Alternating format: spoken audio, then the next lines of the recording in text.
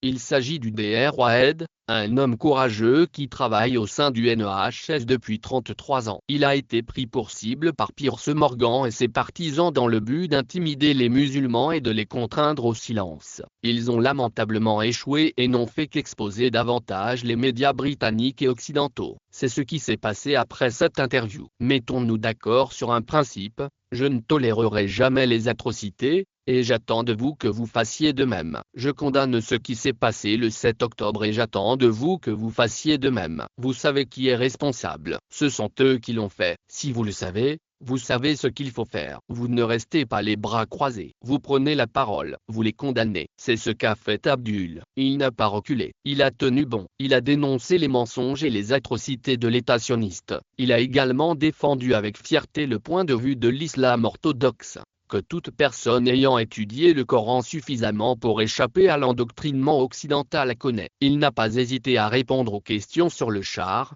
repoussant au visage les questions condescendantes de ses pairs. C'est ce que nous voulons voir dans le monde musulman. Nous voulons un système avec un gouvernement responsable et un dirigeant élu qui défend les valeurs familiales. Nous voulons un système économique où la richesse circule. Nous voulons que les faits concernant ces maîtres soient révélés, malgré ses efforts pour les défendre et leurs atrocités. Nous voulons aussi voir un musulman défendre un monde islamique libre à la télévision nationale. Cela a rendu les pères fous dans les jours qui ont suivi l'interview. Non seulement il a appelé à la suspension du médecin, mais il a également animé des interviews sur la question de savoir s'il devait être suspendu ou non. Alors, quand pouvons-nous nous réjouir d'être suspendus? Je tiens à préciser que je ne tolérerai pas que quiconque dans cette émission essaie de me convaincre que ce qui s'est passé le 7 octobre n'était pas un acte de terreur. Lorsque les gens refusent d'admettre ce point, je trouve qu'il est très difficile d'avoir une discussion civilisée. C'est pourquoi j'ai été si agacé hier soir. Pouvons-nous considérer le meurtre de mes filles comme un acte terroriste? Heureusement,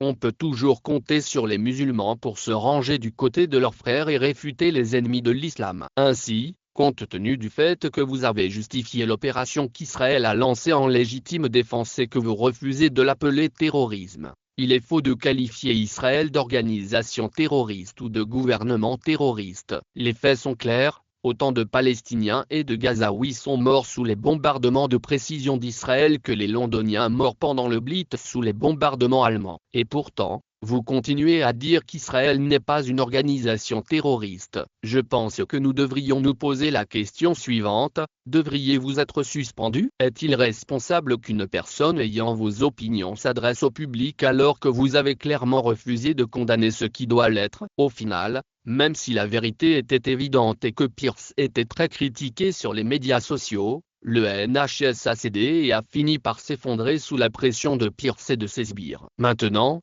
de temps en temps, ici à la République indépendante, nous avons une raison de nous réjouir. Ce soir, je suis particulièrement fier de vous annoncer une très bonne nouvelle. Grâce à mon collègue Piers Morgan de Talk TV, un médecin du NEHS qui opère également en tant que chef britannique d'une organisation terroriste interdite appelée Buteri a été suspendu de son poste de médecin généraliste dans le nord de Londres. Abdul Wahab exerce la médecine depuis plus de 20 ans et il est attaché à un cabinet de GP direct à Harrow depuis 2002. Pouvez-vous croire que quelqu'un puisse se réjouir de la suspension d'un médecin qui n'a commis aucune faute professionnelle? Il est troublant de penser que quelqu'un se réjouirait d'avoir un médecin de moins pour soigner les patients. Dans la plus pure tradition des talk shows, l'animateur, visiblement en mauvaise santé, a même insinué de manière dégoûtante qu'Abdul pourrait maltraiter délibérément des patients juifs. Cet homme est odieux et n'a rien à faire nulle part. Il est honteux que le DRW ait été suspendu du NEHS,